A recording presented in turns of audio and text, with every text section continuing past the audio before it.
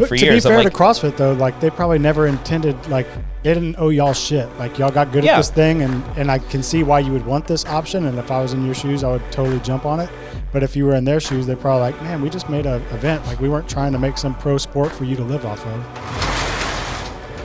All right, let's kick this podcast off. I mean, it's not really like a breaking news announcement because they already broke the news, but Travis, tell us about your new venture this year. Yeah, I am joining the World Fitness Project, something You have joined. I have joined. I've signed on the dotted line and I've joined the project, more or less to say, which is a new fitness league that has come about, that has 3 events that are taking place throughout the year. Are they announced? What you listen to all the podcasts. I've had conversations with Will, but I'm kind of not super in the loop. Do you know all the details? I do not know all the details yet. All I know is like things aren't 100% set yet from what I've gathered on Or where they they might were. be, but they like, haven't been communicated I to you think guys the yet. objective is to have 2 in the States, 1 in Europe. Cool. Is the plan. But I mean, right, like it's still It's not subjective announced, to it's not change and could be official. open, but I think something along that. What podcast did you listen to? I listened to the Talking Elite podcast, Coffee, Pods, and Wads, and a little bit of the Dense Updates. I think she works in conjunction with Savon. So I know Jackson and Will were on the Coffee Pods and Wads. Were they both on Talking Elite Fitness as well? Yep. They're like on a media tour together? Yep. Cool. Yeah, they happened. I think Talking Elite Fitness came out like right before Christmas, and then Coffee, Pods and Wads right after that. And there was definitely some redundancy, but I think they're both they asked good questions that gave more clarity to kind of like what is involved with it. And like you said, there's not complete details announced, but they kind of alluded to that's going to be coming out throughout the coming weeks now that we're in January. Yeah, I mean, it's a lot to plan, just a singular competition, but even like if you're Let alone 3. Yeah, and you're signing all the athletes, getting the venues locked in, getting the event organizers. So I'm sure there's just still more to do to solidify and make the announcements. Yeah. But it seems like it's rolling out pretty fast. Very fast. I mean, I think the announcements are rolling out fast now, but they've obviously been in the planning stages for a really long time. And like, when did you sign your contract? I mean, that was 2 weeks 2 ago? weeks ago. I'm so I mean, bad but with it's time. been, me and Will were in discussions for a while, and then we got an original contract, and then I had questions about things in there. And then it was kind of like just waiting for all the other athletes and agents to kind of almost like do the same, and then came back with almost like another contract with everybody kind of like in a mutual alignment of like where things are, of like, okay, this just makes more sense for everybody.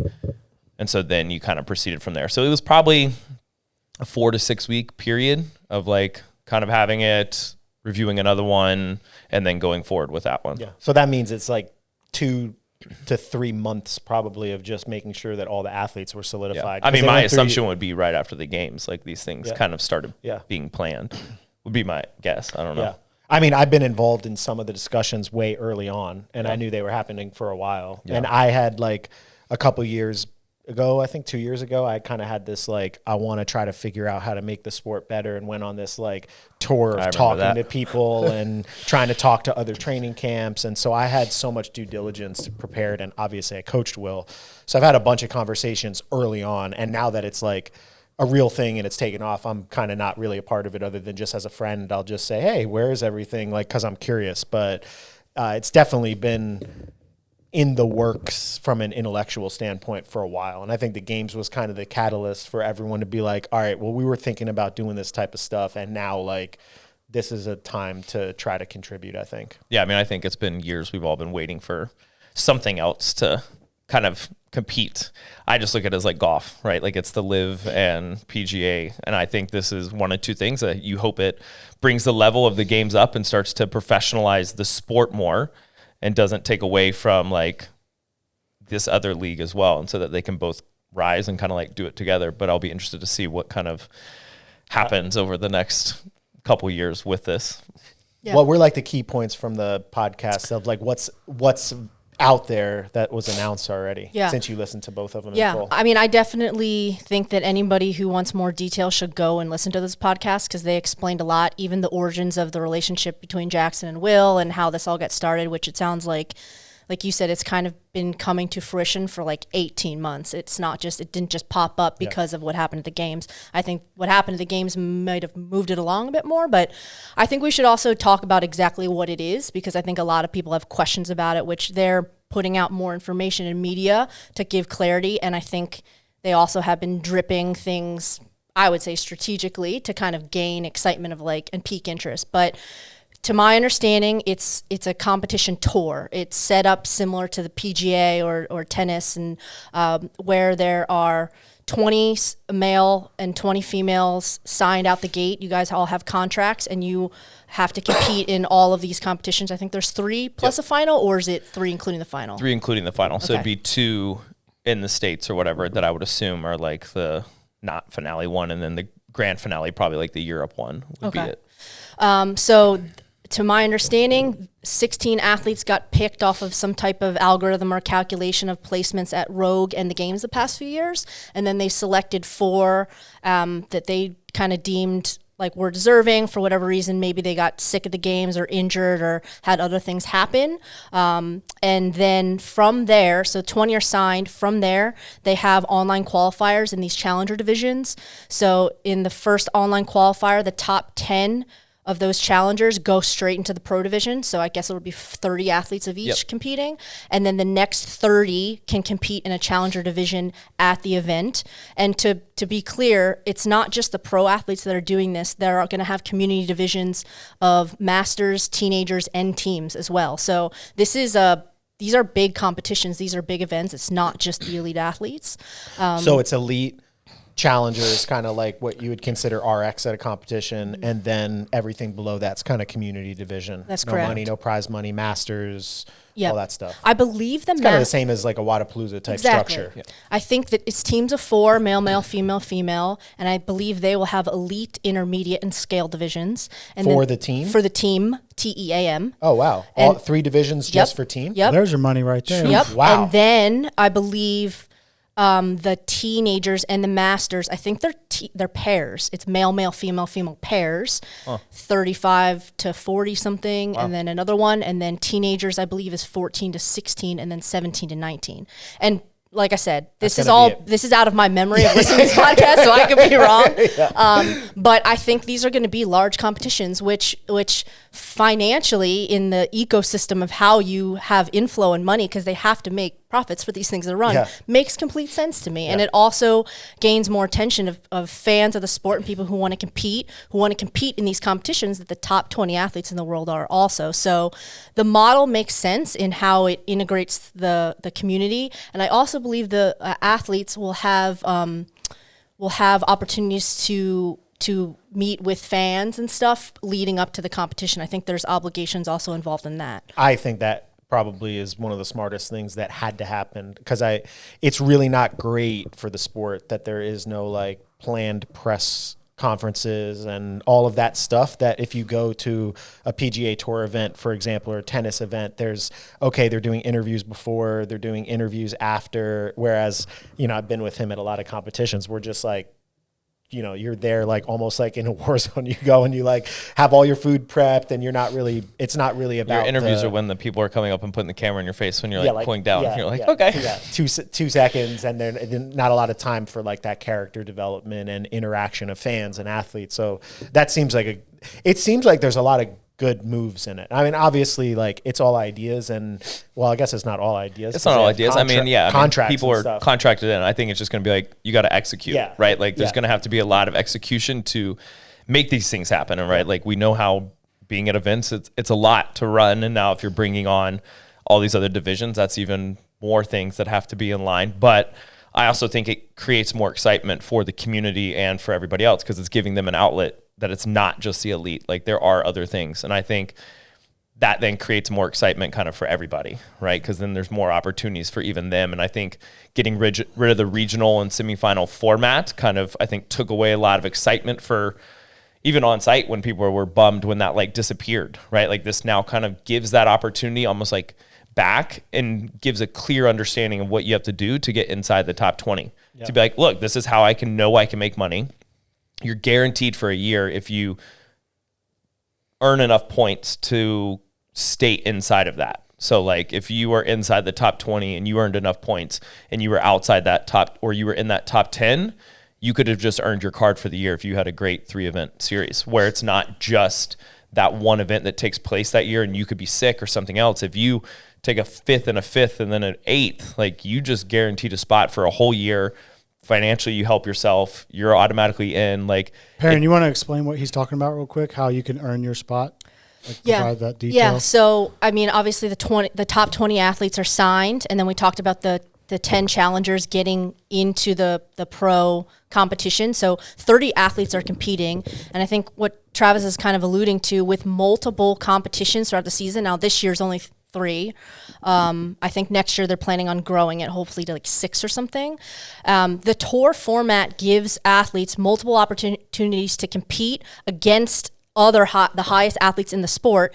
And if you have a really great competition, you accumulate points. If you have a bad competition, it obviously hurts, but it kind of averages out to like this ranking throughout a season. So it kind of goes back to even the game style with, think about how many events there are in the games. If you take 2 of these World Fitness tours and you put them together, that's going to be 12 events, because I think it's six events each. And it's going to end up averaging out to the people who are most consistent, basically, with multiple opportunities to compete. And I don't know how the programming is going to work. That's going to be interesting if they're going to kind of have a model of it averaging out like strength events, endurance events, gymnastics events, or if they're going to lean towards biases for each one. But either way, if you look at a whole tour and a whole season, if it's a consistent test of fitness, it'll give people different looks and different opportunities to showcase their strengths. Like I believe he said for sure there's going to be pool swimming in all of them. So like I said, that might be wrong, but I definitely know that was brought up. So there are certain elements, and I believe you're going to get 3 to 4 weeks. Everything's going to be released ahead of time. So even though the events, you're not going to know what it is months ahead of time, you get time to prepare so that it's clean. The standards are laid out, safety protocols, all that stuff, and that you can go into the competition not really having too many questions. I think that's also an awesome thing because it allows us to showcase what we're good at. Right, I think a lot of times... Because you could prep it, you mean? Yeah, and I mean, right, like, and if you've had people watching and tuning in on YouTube or whatever people are watching on, if you see us doing well and excelling, it's more exciting to watch because then you know it's probably a closer race. You know, people aren't, like, just learning a new skill and trying to figure it out, and someone else has probably practiced it. Like, you look at Brent on the lateral pegboard at Rogue. Like, clearly had a lot of practice over everybody else and flew past everybody. Are they going to tell y'all the events or just the movements? The events. Like the you'll know. I love the events being announced because in this world of CrossFit, like it's the workouts that are kind of like, you know, you have your superstars, but it's like the workouts are the big thing. So if you could draw hype around an announced workout, like you could build that buzz, and then it's like on game day, let's see who shows up. Yeah, and everybody's already keyed into how it works, and you know they've already heard scores online of people testing, and you know it, and then you can see and you can kind of compare and see what's actually happening, and then you prep to like excel at those things. And I think, right, like that's why LeBron and Steph Curry are the greatest. They practice the same shot over and over, right? It's not like, oh, today you got to switch and just use your left hand, right?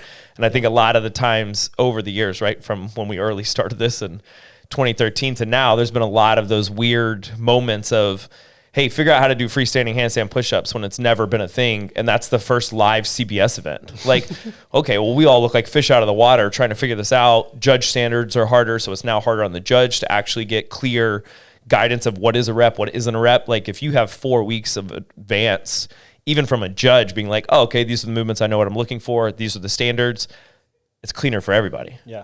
I don't know if you answered the direct question or if it matters, but basically it's modeled like a PGA Tour type situation. She didn't. Okay. I was going to come back to it. Okay. Yeah. So basically, like in a PGA Tour situation, there's a money list based on how much money you earn throughout the year. And if you have a PGA Tour card and you earn enough money throughout according to your placing in each one of those events, you finish in that top and you guarantee that you maintain your tour card into the next season. So that means then you get automatic invites into all of those things. You don't have to qualify.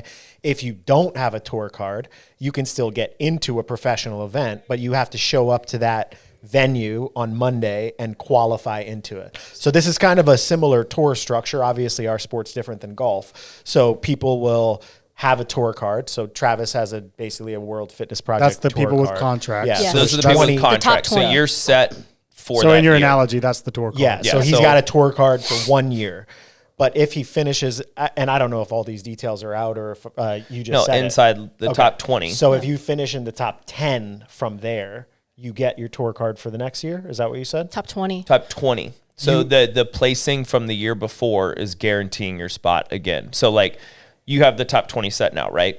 And but if somebody from the Challenger, and there's Yes. 10 other people that can qualify. So if those, and that can change They can too. take it away. Right? So the 'Cause challengers each can bump y'all current can contract bump us people out. So, yes. and they will be in, they would automatically and get then a you bid become in. a challenger. Correct. So then I would have to then pretty much go back to, if this is Qualifying. speaking golf, this is Corn Ferry Tour. I got to go back, earn my status again through that year by going to these events, earning a spot inside the top 20 to guarantee that spot. So you have those 20 that are set now. So this is the first year where it will be like this because it's already preset. They had to have their own guidelines and parameters of how they selected. Now going into next year, it's just going to be performance, the way a sport should be, right? Like if I do well, I earn status and I'm guaranteed for the next year. That's going to provide so much fun drama. And Yes. if I Oh my don't God, do well, yes. right, like over the course of those 3 events, now I got to go back to like square one. Well, you got to of go now back earning- to what the sport used to be anyway.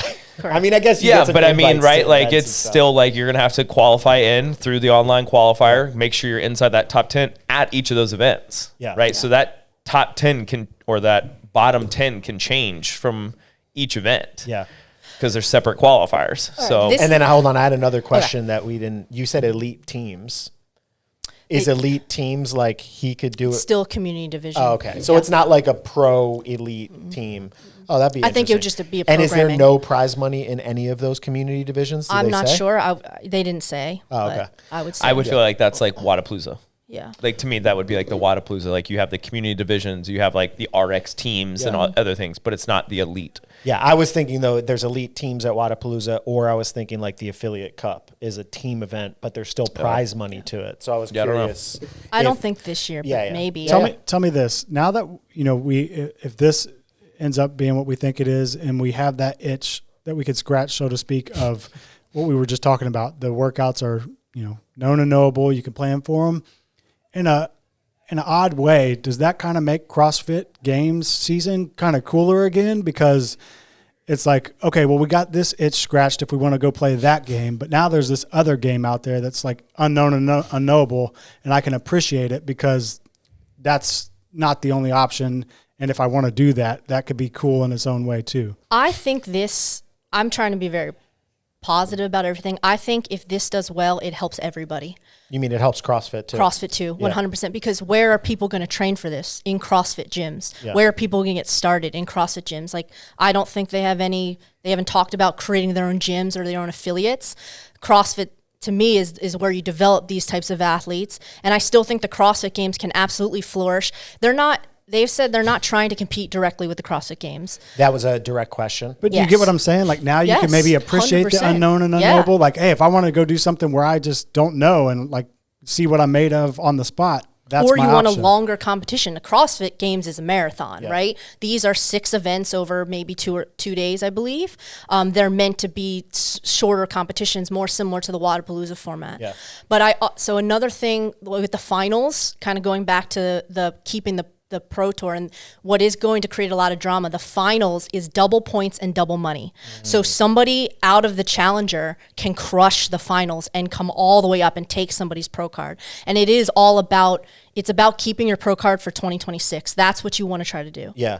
I think it would be really cool, and who knows if this is even practical or possible, but if World Fitness Project crushes it over the year, gets buy-in from the athletes, get buy-in from the gyms, if somehow the CrossFit Games could be a part of the tour structure where, hey, all the people that are pro level automatically get an invite to the games, and then maybe there's some sort of a cut structure. And then you keep the CrossFit Games just as the test of the fittest on earth. It's not supposed to be a sport. It's like there's been a lot of that complaining from athletes I'll put myself in that bucket of like lack of professionalism, lack of opportunity, lack of consistency, whatever. But in this type of a format, if it was like, hey, we have one event in our sport per year that's just like, you know, survival of the fittest, and it's not supposed to have standardization, and it's not supposed to be aligned with all of the aspects of a structured sport, I think that could be cool. And I think it could put pressure on CrossFit to tighten up some of the things that a lot of people are upset by. Like, I think the Lazar situation this year highlighted some of those issues, but there are also a lot of other issues, I think, that created the impetus to do this in the first place, and why so many athletes were able to just jump on board. They're like, oh, this sounds like it's solving a lot of the problems. Let's do it. Yeah, I mean, I think the biggest thing for me is it professionalizes the sport and gives me an opportunity more times throughout the year to compete in person, right? Like, I think a lot of times through the game season, right, like you go through the open, you go through the quarterfinal, you go through the semifinal, and then you're like, now with the new structure, you're going to the games to where your first in-person kind of event is taking place. So you're going from February to August with no in-person event, essentially, if you're doing this like qualifying through the online platform, which for me, just, I like in person. I feel like I do better in person. I like that structure in person. You thrive more in that. The competition's more exciting. So for me, having this outlet of being like, look, I got 3 times this year where I get to go compete in person. I can still do the game season if I want. I can still partake in that. But for me, lining up with the World Fitness Project, it's just better for my goals and what I'm trying to do, knowing like, hey, I am also 34. I don't have eternity left in this sport, but just knowing like, hey, this is a cool opportunity to start to professionalize the sport in a way that we've wanted it for years, of providing the athletes money of, look, you're being there and you get to compete like an athlete. You are paid well based off your performance. No like handouts for like, just because I have a big social media. I mean, we've talked about this for years of how people are compensated differently for those things. Like, it's very clear in the contract what you get paid, what the prize money is at all these events. Like, it just professionalizes it in such a way that you're like, that's fun, and I'm excited to be a part of that. It's like turning it into a business as opposed to like a qualification game show. Yeah, and I mean, I've always said for years. To be fair to CrossFit, though, like, they probably never intended, like, they didn't owe y'all shit. Like, y'all got good at this thing, and I can see why you would want this option, and if I was in your shoes, I would totally jump on it. But if you were in their shoes, they're probably like, man, we just made an event. Like, we weren't trying to make some pro sport for you to live off of. Yeah, no, and I mean, it's definitely created that. And I mean, I think it also allows, the goal for me is like being able to financially still protect my family and make money, right? Yeah. Like, and at the end of the day, if I'm having an opportunity to do that, like, I'm going to do that. But that doesn't take away from me having the affiliates and supporting everybody inside the gym. I think everybody's viewing it as like they're together, where I think it needs to be kind of like viewed from 2 separate viewpoints here of like, this is a sport, and for us as athletes, this is a great outlet. As the pro athletes. Yeah, as the pro athletes, and I think as new and up and coming athletes, this gives them something to shoot for and to strive for. And it's like very clear of how it's going to work, how you earn your status, the things you need to do, and how it can guide the younger athletes, like a clear path of like getting there. Where like for the CrossFit season, it's always been like, well, I don't know, this year it's going to change the format. Okay, well, there's 60 athletes this year. Nope, now there's 40 athletes. Okay, well, now there's 20 athletes that qualify. Okay, hold on, you're just going to qualify from the open and then go straight to the games, right? Like, over the 12 years, we haven't had one year that's been the same ever. Yeah. That's why I feel like having some option that's professionalized kind of scratches that itch, and now you can appreciate whatever they're doing is just what it is. For sure. And I mean, I think it still allows everybody that like inside the gym can come and train and still focus on that and like support. And then like Perrin was saying, it gives those athletes where are they going to go to the affiliate and train, right? So it's helping both sides. I think just a lot of people are like, oh, they're trying to compete against the games. And it's like, that's not what they're trying to do, because the events aren't even in place when the game season's happening. So like, if you would like to do the games, go for it, do the games. If you want to just do the World Fitness Project, just do that. If you want to do both, do them both. There already are people that have said they're doing both. Yeah. From the sign thing. Yeah. Yeah. I think this year they can do both. I think next year will be difficult. It would just be challenging, but not mandated that they can't. Correct. It would just be difficult because if you have 8 events, it's just like time. Yeah. Just like how much of your season do you want to be broken? Well, but I think that's better too, because it's less events, right? So you can get by in a weekend. If I'm only doing 6 workouts versus I'm doing 12 to 15 workouts, my body feels way better, and I can do that more frequently And if I know the events ahead of time, I'm going to be less destroyed because you're prepping everything. I've been prepped. So let's hide that package a little bit. Sorry. Let me adjust my pants. But also, Will kind of pointed out this, actually, let's wind back. This is for professional athletes. I mean, they have the community divisions, but we are really making a distinction. Like, I think there's still so much space, time, and energy in CrossFit and the community of CrossFit and the Open and everything that CrossFit does. This really only applies to the top of the top, but there are people out there that want to get there. So what is kind of the avenue to get there? Well, I would just challenge that, though, because, I mean, year one, they're building it. But if the challenger, not even challenger, if the community divisions can blow up and be good, I think it creates a better participation level sport for people as well. Because if there's 10 opportunities spread throughout the world to compete in person for people that are just passionate about being general competitors, it opens up more opportunity. Which we definitely need. Yeah, because previously it was it's like, oh, well, you could do the Open and then you're not good enough to go to quarterfinals or whatever, so you can't compete. There's like Wadapalooza Intermediate. So I'm hopeful that the execution of these events is great for the pros because they need to buy in so that the media and all that stuff, and there's something to do. But I think the execution on the community and challenger front is probably more important because CrossFit had the benefit of having the affiliates. So you had this base of people inside the affiliate that were propping the sport up by doing the Open. This is going to be more like, all right, well, we need to now get that whole group of people that's recreational competitors in this fitness thing excited and interesting in doing those community events. I think that's the financial driver for sure. It's basically like a Wadapalooza, right? Yeah. Where you're not really making money off of the elites, but that's where you're getting the spectators, and then everybody else who's passionate about competing is paying those registration fees and coming and filling the hotels and filling the restaurants and stuff. So the locations become very important. Like, is it easy to travel into? Is it international? But yeah, so what Will was saying, like, when there are more tour competition dates, you're going to have to figure out how to travel internationally very regularly and change time zones. And a lot of the stuff people in the States take for granted when Europeans and Australians are coming over for the games and all these other competitions. But it will be more similar to these athletes that have to travel internationally, because I think there's going to be a decent amount of international travel. I think it's going to be kind of split when they expand. Yeah, I mean, if they expand, I feel like you'd have to go to at least one event in South America, one event in Australia. Mm-hmm. I don't know about probably Asia. 2 in Europe. Yeah, Asia, Middle East maybe would take one, or Asia would take one, probably 2 in Europe, and then a couple in the States. So that could be a lot of travel if somebody's on tour for. But it'll be more spread out. It's really condensed this year. Yeah. Is it condensed? Did they announce I think the plan is to be somewhere like May-ish. For the first? Yeah. And then I think like August, September-ish, and then December.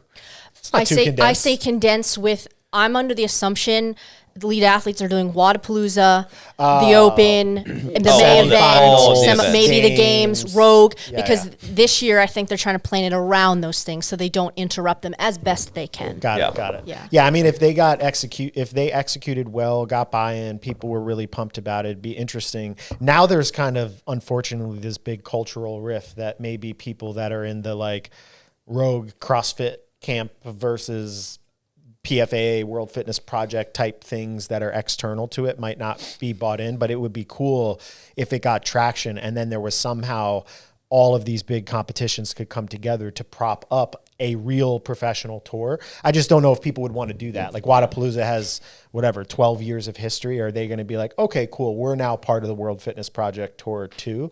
So that'll just be an interesting thing to play out. Yeah, I just don't see, but cool. I mean, at the end of the day, right, like we all just want to see the sport grow, and we want to compete against the best. So if like, I don't see why more people can't just come together and like make it actually happen, because it's not taking away, I feel like, from anything. You're still putting on an event.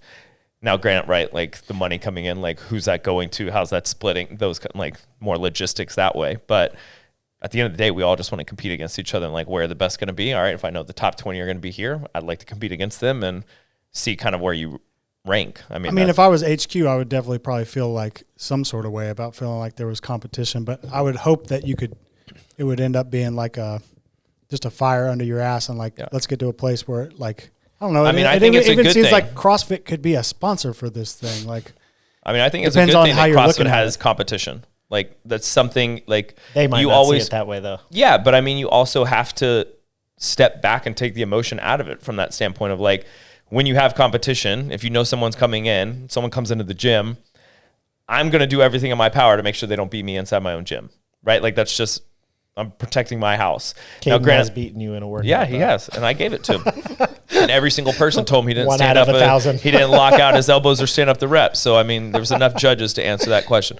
But then, but I think having someone that is kind of competing against the sport, I think it helps and pushes CrossFit to try to elevate it to make it more professional. You look at what Liv did to the PGA. The PGA has now stepped up their game. They have stepped up supporting the athletes. They have stepped up like a lot of back end things. They went into a partnership with Liv too. Yeah. And so now it's turned into something where they're working together, where I think this should push CrossFit to be like, look, we as athletes have wanted this to be professional for a long time and like have given clear insights from the PFFA of things like we would like to see. And it's like, well, it's not well received. Okay, well now there's an opportunity for us to go do something that we are in line with that kind of is supporting that. Can CrossFit match that and now work in conjunction with them or do something together, hopefully later down. It's definitely not happening this year, but like later down the road, can it be something that everybody's working together on to make it better? That would be the dream. Yeah. If there was some way that there could be collaboration, not just with CrossFit, but with all of the competitions and somehow creating like a unified structure. But it wouldn't be the worst thing in the world if there were multiple like entities. I mean, PGA Tour, Korn Ferry Tour, there's multiple tennis tours throughout the world. There's IBJJF and ADCC as different jiu-jitsu things. So it's what Wimbledon, US Open, like there's all these events. Those and are you all can do that, Grand but they're slams. all supporting the same thing. Yeah. And the competition hopefully just elevates the whole like level. I mean, as any wrestling fan knows, that wrestling was the best when WCW lit a fire under WWF's ass, and that's when you got the Attitude Era, one of the greatest eras of all time. Yes. See, but I think it really is You know how the that same story thing. ended? Go ahead, tell us. WCW kicked WWF's ass, and then WWF ended up rising their game so much that they elevated so high that they ended up buying WCW, and they own it now. Yeah. Wow. So, I mean, that could potentially be something that happened. I mean, it could go both ways. It could be like, So it was a good world, thing, yeah. but sucked in the short term for them because they were getting their ass kicked for 83 weeks straight. But I feel like this is just going to have to light a fire in them that they have to make change and do something that one helps the community and everything else, which then will come back to them of like helping the affiliates and grow that. Or it's like they just accept they're going to continue to do things the way they have and nothing's going to change. I don't know. I've not been on like podcasts and stuff like that recently. I've just been kind of busy. Has there been any other like mayhem podcasts talking about this or Savan stuff? Or is there like people that are, I went in and just like out of curiosity read some of the comments on some of the podcast stuff that some of them were kind of nasty and made me laugh.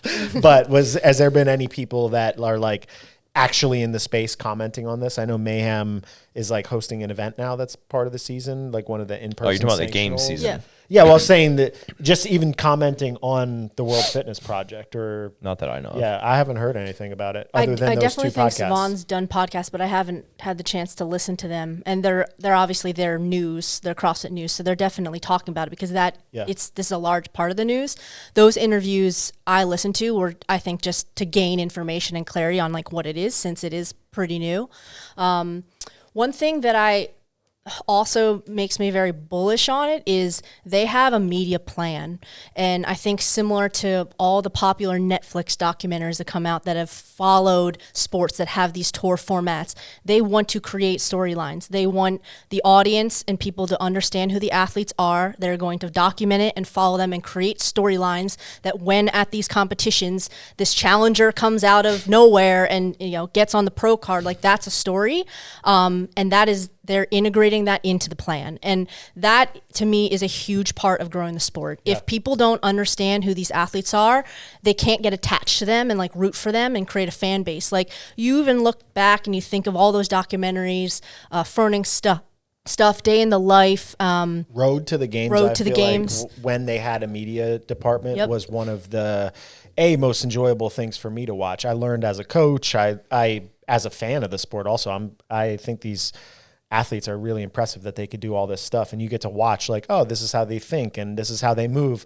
If the workouts come out a month in advance, that can create its own storylines. It's like, okay, they won't release the information maybe, but like, you know, maybe Chris is here filming Travis do a workout. We're like, all right, this is his time from training. Yep. You have footage of it. Then you could see what happens on game day, and you could then tell the story if it went way better. If you it need went like way UFC worse. does before a fight, where you have these packaged. They've like, talked about that. That's what they want to do. You know, kind of like, well, The Ultimate Fighter. I used to watch it all the time, and I've actually watched a little bit of it in the last year.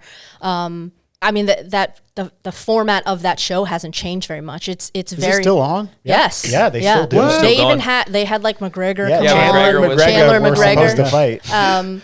But yeah, I mean that's how people get attached to athletes. Like you look back, you look at all the daughters, like their Instagrams over 1 million following. Now I actually just looked today because I thought about it. Like the top 10 athletes, CrossFit Games athletes, all have like under 500,000 followers. Yeah, It's wild. CrossFit was paying for the media, and they were putting the Netflix out. Like when you really think about it, I would also say part of that is like social media at large has grown crazier, So much. and there's way more attention grabbing content, and algorithms are different. Yes. It like was- harder to get. It For was sure. chronological back then. They weren't just putting whatever they knew would keep your attention. So there's another aspect to that. But yes, I take your point. Yeah.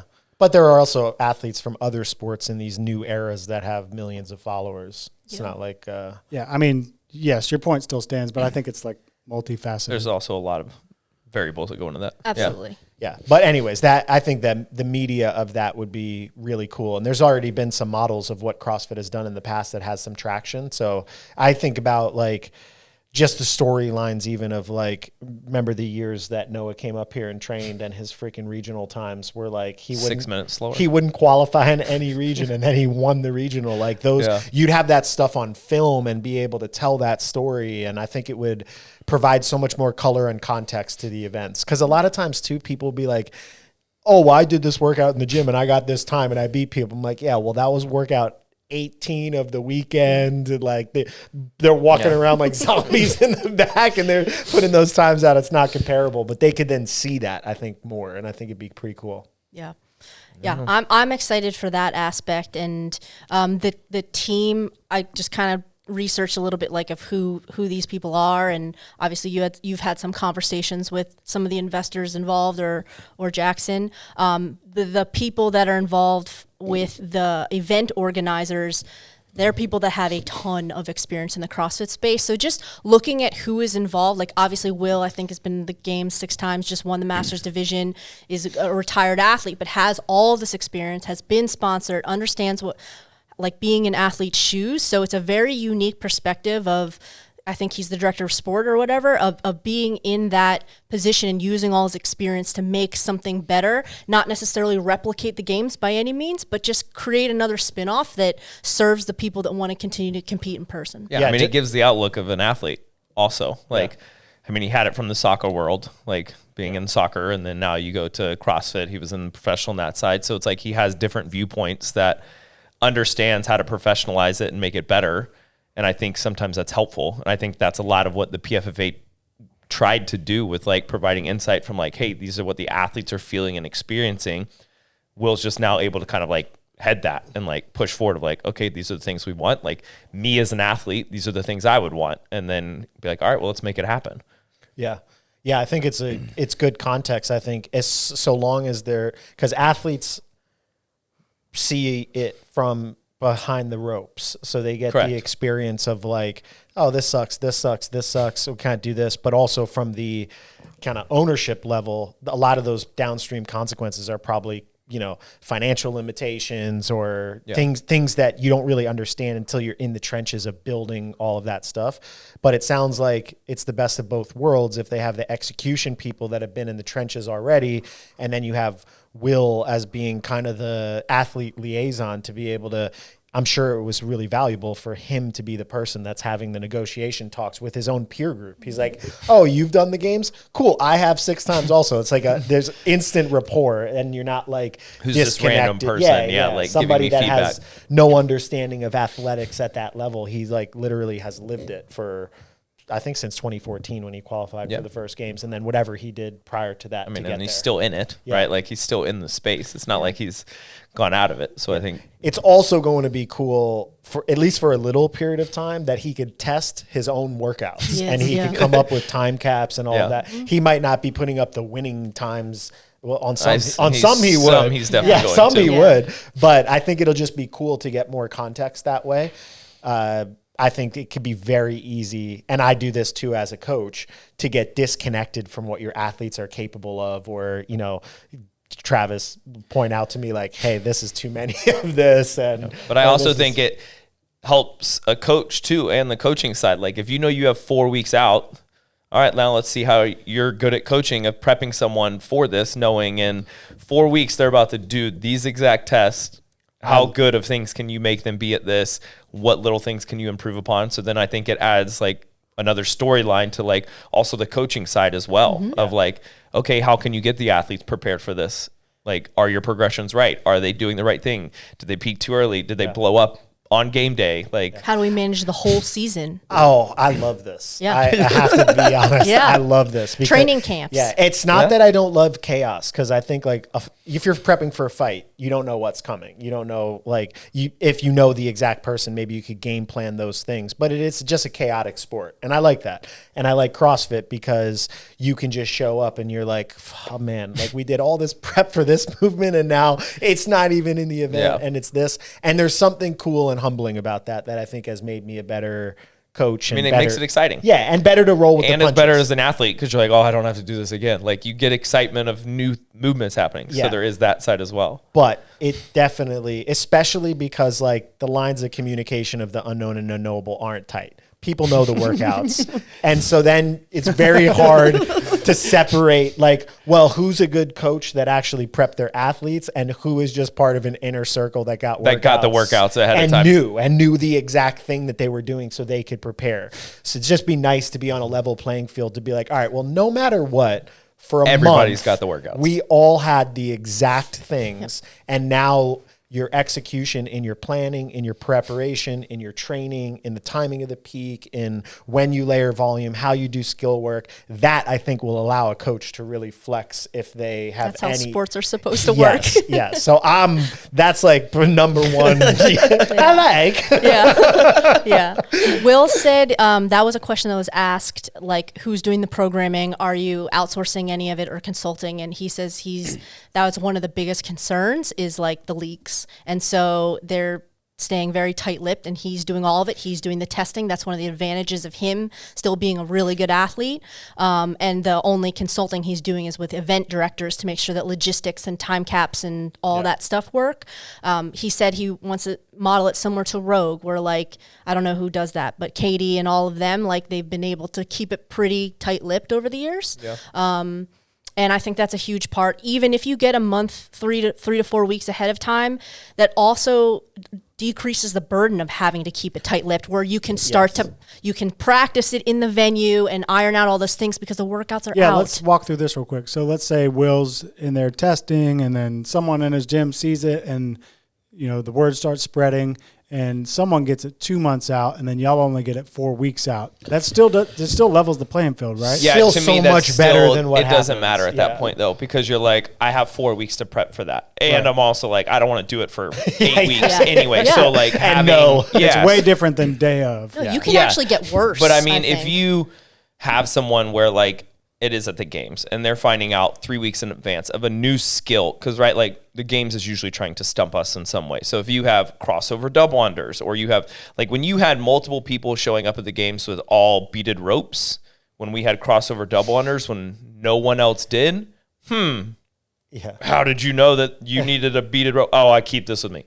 No, you don't, because no one did that, and that has never been happening. So like people had insight ahead of time the steps of those. of even this year with people told me that the Chad step over, and not they were told like, me. I saw a video of multiple people doing it a certain way, and I was like, no way. And I was like, you wouldn't just come up with stepping over boxes like that. Like, so you like had clearly people had an insight of that, and like when you're a couple weeks out, having those insights is very helpful. Like it is like it's an upper hand. Like why not in any sport? Helps, yeah. So if someone is getting that information 8 weeks out versus 4 weeks out, to me, that doesn't really matter because it's still a pretty level playing field that everybody has time to practice it and work on it. It's if it's unknown and no one has a clue and you're finding out weeks in advance, that's an advantage. It's a huge advantage. Especially when you're doing freestanding handstand push-ups or pegboard where you're like, anything high we've never done this. Anything that's that I think it's even a safety issue, right? Like you could put in a new skill that might be a little bit sketchy, but if you have a month to practice it, it's not going to be sketchy anymore because you've practiced it so many times. You've done all the support work. Like you understand what you're getting yourself into. I find it real interesting that swimming in a pool was every event he said. I think that's what he said. I maybe just the finals. I don't know. Yeah. No, I just find it interesting. I think there are some things that it would be cool if we just deemed like, hey, if you're going to call yourself fit or the fittest on earth or whatever, these things are non-negotiables. Like I do think having ability to locomote in the water, I think running, I think those or just lifting up things like a sandbag. I think there are certain things that should just be like staples all the time. And I'd probably put swimming in mine. But in the like realm of the CrossFit sport, I feel like there's a lot of people that would be like, no, we don't need to swim. The elite games athletes would like it, but but we also swim a lot. I feel like when we know that there's, you're not worried. Yeah. But that's what I'm saying. Yeah. But like we also built to that point of like knowing it, there's going to be swimming at Wadapalooza. We knew it, there would be swimming at these events. So like over the course of the last 12 years, I've swam a decent amount. Yeah. So you definitely get more confident in it. But if you always knew it was going to be at every event, I'd probably be a way better swimmer now than I am right now because it's like, all right, well, this is not like a weekly thing. That I'm but for like a community member, to Max's point, it's like, okay, I already pay my super expensive CrossFit gym membership, and now I got to go sign up for you create it where it's like you just create it where it's like they don't do those movements. Like it's only the elite pro division are the only ones doing certain things. You don't know that yet, do you? No. I'm just saying like, but it's like Wadapalooza, right? Like people love those events.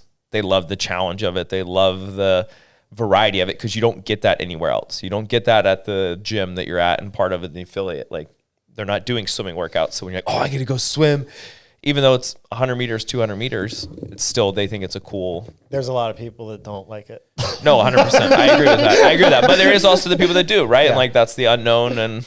Or I think it's all just a media ploy to get people in their bathing suits and take pictures of them.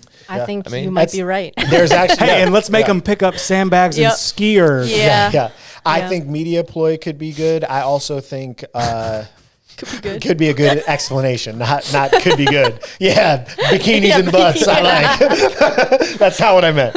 I meant. But it's always the movements are so suspect. It's like, okay, we're gonna put them in their bathing suits for a workout. Drag rope double unders. Yeah. What are we doing here? Yeah. It would. This might sound like a complaint. Chris is actually advocating for this.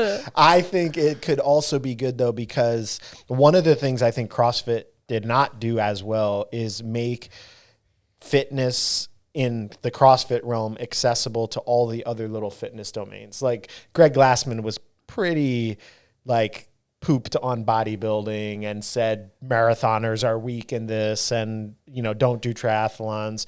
Where I'm more of like, hey, we're all fitness people. Like some people might like this chaotic stuff. Some people might like endurance. Some people might like strength and bodybuilding. But like we're all trying to promote healthier, competitive, fit lifestyle bodies.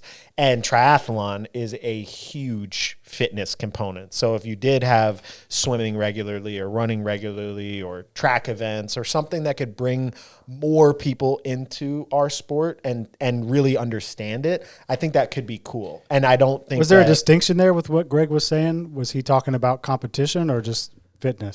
I'm talking about his ethos really shaped the CrossFit Games. I know it's evolved over time and became a sport, but in the early days, if you like read the original journal articles or watch his earlier talks, he was pretty adamant and create a lot of friction in the space. And it was like, oh, we're doing something different with fitness. And there's some truth to it. Like, you are at max heart rate. I was just under the impression he was always talking about fitness and not the sport, not the competitors. Yes, but I think it bled into that. Oh. Like, it bled into the sport being like, oh, well, we're not, you know, like if we're doing a triathlon, it can't be a triathlon. It's got to be on a single gear bike in the sand and running, and, you know, not just like hey, let's do a actual triathlon. It evolved over time where they brought like the crit into the 2018 games, which was like I don't think cycling was the best choice because it's so unaccessible and a little bit unsafe. But I think being able to bring in those other sport disciplines and make them normalized in our pro sport could be cool for getting, like, I don't know, like an Olympic runner to show up to an event, and their name is called the World Fitness Project. So it could be cool to be like, oh, well, now bodybuilders and strongmen and powerlifters and runners and all these people are coming to these I hope there's a pose support. off. Yeah. And be like the Arnold, or like Rogue has the strongman thing at the same time. So I think there's an option to go down that level where there's okay, powerlifters, strongman, weightlifters, the whatever, the CrossFit style. I don't know what they're going to call it. Are they just going to call those world? I think it's functional fitness racing or something generic like that. They can't use CrossFit. Yeah. Fitness Definitely racing not. is probably like the fitness racing. Yeah, fitness racing. It sucks is probably that, the best. you know, because anytime you don't want to use the word CrossFit to describe what we're doing, you do default to functional fitness racing. But man, that sounds so lame. It sounds so lame. CrossFit needs to just like give a free license to use that word to would help describe them. Yeah, like it's better branding. It's like, oh, we play basketball. It's like, okay, well then if you're the owner of the name basketball, you're going to get better. Yeah, it's almost like they need to have like the stylized version is talking about the methodology. Yeah, and the company, and then just the lowercase regular CrossFit, no stylization on it. That's that's just the generic, you know. Yeah, that's the problem though, because I think the trademark protection is for their business, so that people aren't saying we do CrossFit here at this gym without having. It just sucks trying to like navigate. Yeah, saying the two different things, but I get it. If I was them, I would probably want that. But if you could talk to them and they would be willing and they would do it, would the sport be called CrossFit, or would the affiliate? Like, you got to make a choice. Like, I would say affiliate. One. So what you do in the affiliate is CrossFit, which is just like an hour-long class, which is kind of different than what Glassman's original CrossFit actually was. His was like a online blog with, like, very rarely in any CrossFit do you show up and it's just an hour of handstand practice or 5x5 back squat, which is kind of what. But that methodology, you can't even say the word, man. Also changed so much from that as well. It's evolved from us practicing and learning and stuff. Yeah, but I would say this. If we're not going to use the word CrossFit, we can't just keep calling it functional fitness racing. We need to make another cool slang. You know, it's the same thing I'm talking about with pickleball. You got tennis, cool little word. Pickleball, I don't want to play that. Like pickleball sounds weak sauce. It does sound a little weird. Let's end it on this. So there's a lot of money being thrown in to make this work. We've seen this before. Is there any concern with Grid? Yeah. You know, they came in hot with lots of money. I know it's not apples to apples because this is more of a tour and it's more aligned with what was already happening, where that was like a complete new thing. But is there any concerns with this just being like a throw money at it type vibe? I think there's concerns with anything that's brand new. I mean, they have no proof of concept yet. It's just a lot of ideas, but they do have a good team behind them. It sounds like a lot of things are thought out on, like, what are the important things that we need to execute. They're not trying to create a new sport like Grid was. I think that was the difficult part with them. They had all the funding, they had TV contracts and everything set up, even the logistics and the programming, but it was so new at a time that I don't think people were ready to receive it. And now it's actually consolidated and then regrown again in Florida. It still exists and it's doing very well, which is still wild to me. I think it was just they're in the wild west before its time. But I mean, I think anything novel, and I wouldn't say this is completely novel because it's not brand new, but you have to have some skepticisms. Like, they're going to have to deliver in this first year, and I think they're doing themselves a favor by making it a very short season, and like, they're going to have problems, right? There's going to be bugs and kinks to work out, and then you kind of reevaluate and see. I think holding on to your tour card is a huge incentive for the athletes to do all the competitions, assuming they're not going to get injured or sick, and see what next year has in store, because it positions them very well into 2026. And if you're a professional athlete who this is your full-time career and this is how you make a living and support your family, I don't know why you wouldn't want this to be successful. Yeah. I mean, I think it's something like 95% of businesses fail within the first 2 years from cash flow issues or not getting traction. So any business that's a startup has a very high likelihood of failing. I think the way I look at it is a lot of business success is timing and execution. And, for better or worse, in the professional landscape of CrossFit, the timing to launch something could not really have been better based on how CrossFit dealt with the games this year. The announcement, how they handled the announcement afterwards, what actually happened at the games. A huge amount of the best athletes in the world are all emotionally together. Like, we want to create change. So the opportunity for that is good from an athlete perspective. Like, normally if something came up, signing the athletes would have been tough, but now it was easier. And add a deeper layer to that from a business perspective, every professional brand that has been sponsoring these events and these competitions and been promoting CrossFit is also a little bit, not all of them, but a lot of them were disgruntled. So there's also support money outside of wherever the funding is coming from the WFP directly. Anybody that wants to put their product in the fitness space or in the CrossFit space and be a part of a new thing, those companies are also more likely to give money to be sponsors and stuff like that. So I think there's a high likelihood, if the execution could be good, that this could work. Now, again, it could fail, and anything could fail. And I'm not saying that I'm all into this and it would definitely work and, whatever. But I think, this is different than grid, and that grid probably, it wasn't ready. There was too much money. The sport was a radical change from what they were doing. The media plan was, it was probably thought out. I don't know exactly what they were doing for media, but it was trying to display a whole new sport. And I think it was just too much too soon, whereas this seems to be a little bit more in line with it's kind of the same thing. There's been proven models. Wodapalooza has worked. There's a lot of stuff that I think is hey, we can crush this, or they can crush this. I'm not part of it. Yeah. I of course want to see it thrive, right? I do, but I also think it's a good challenge. I think it's a good outlet to still be able to have multiple areas to compete versus just one, and that being the sole one you compete at, and then dictating a lot of the whole season. For me, I got hurt that one year and it changed my whole outlook. I lost sponsors for that because I was out. I lost other opportunities where 3 months later I was completely fine, right? So you look at it from that side, is people, if they are in the open and they can't compete, this still gives you other opportunities to proceed and not allow the whole year to kind of be ruined, right? I want it to flourish and do well. And we're all skeptic at some point about it. There's probably going to be hiccups along the way of there will be, and prepare for them. There will be, but I think everybody's kind of knowing that. But and I think it's not changing anything. Yeah, that's going to happen to anybody. They're not trying to revolutionize what's actually happening. They're sticking to hey, this is what it is. We're going to give you a heads up of what the workouts are. So it's not we're learning new movements. We're not changing the dynamic of the sport. It's just now trying to create a clear path and professionalize it more. People who want to be professionalized, yeah. By the way, I coached Mike McGoldrick during his grid cycle with the Rhinos. Well, I was a part owner of the Rhinos. Oh, yeah. $70K wasted down the drain. Golly. Yeah. You did? Yeah. Oh, jeez. Well, our company did, yeah. I worked for Grid.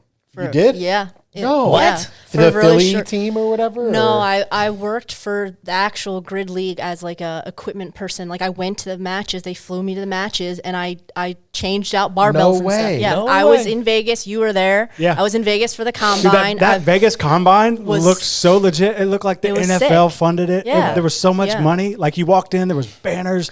Teams already had jerseys. You felt like you were at a sport that existed for 20 years. Yeah, that was the mistake. That's probably exactly. why it didn't Yeah. work. They went too deep. They to went it. too far in the wrong If you places. went Madison Square Garden for running out, you're in trouble when there was no biting. There were 6 fans. What I was going to say, which came up with new movements, it was the craziest training cycle I've ever written. Yeah. So like one of the reasons I think it didn't work is the athletes would have been dead. If it's like, were we're dead. going to do this every year. It's like all the weights were heavy. They were doing pistols, jumping over. Still do them. Yeah. They still do that. It's, like butterfly muscle up things. But with Back up specialists, rises. it's kind of okay-ish. Like if you take a gymnast and you say, hey, we're going to do this, it's not as big of a deal. But I think people went from like, oh, this is your normal CrossFit training, and it's like at this level, and then Grid was like, bam, and everyone just jumped up. Klokov did it. I had, I remember that. Hey, who was the champ?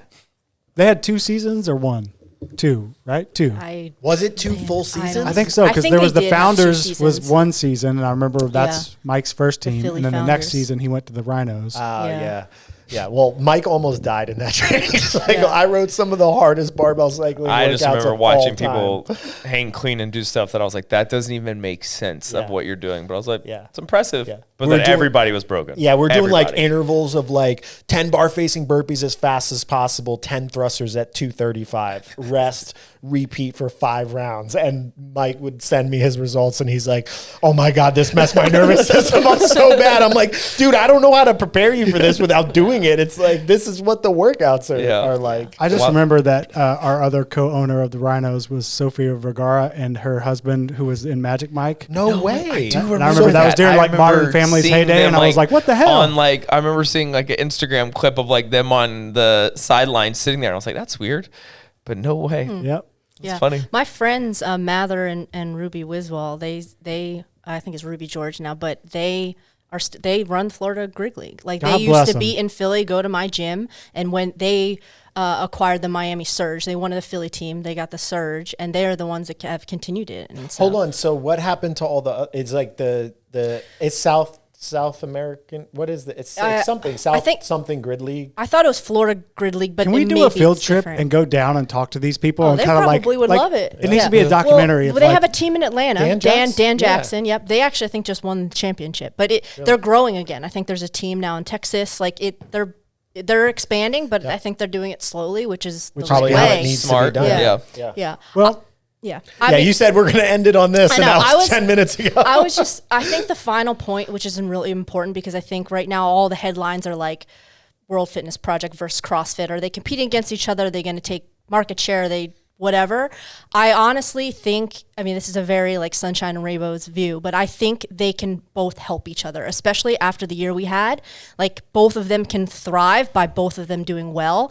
And like I said, I believe that all these athletes are competing in CrossFit gyms. So I think they can work together to kind of cross promote. And I also feel like a lot of people are talking about people going to High Rocks. Is High Rocks better, or does it have more promise?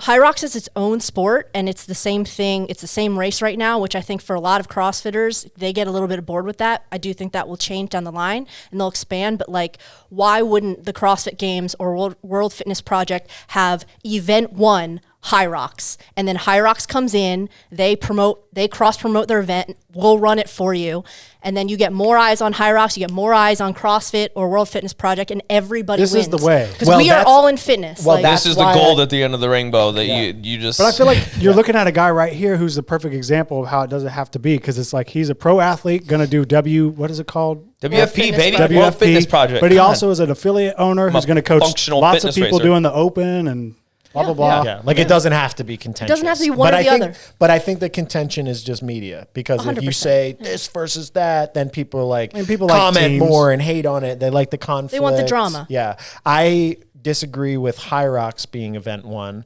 just because there's Event two? 6. well, no, So- just because there's so much then CrossFitty stuff in it that then you might not be able, like you can't put a wall ball into a workout. You can't put. I think it'd be better to just be like a triathlon or a 5K or something that's. I disagree because, well, Bethany just did High Rocks. Yep.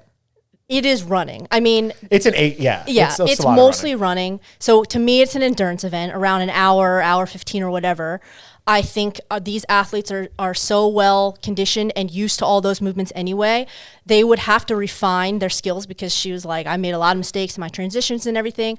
And you are seeing right now, Tia just did High Rocks, Christy Aramo or O'Connell, Athletes are He's doing going. one in April. Adam Athletes Rogers, are going. Becky Adam Rogers. and Becky Rogers. They are going.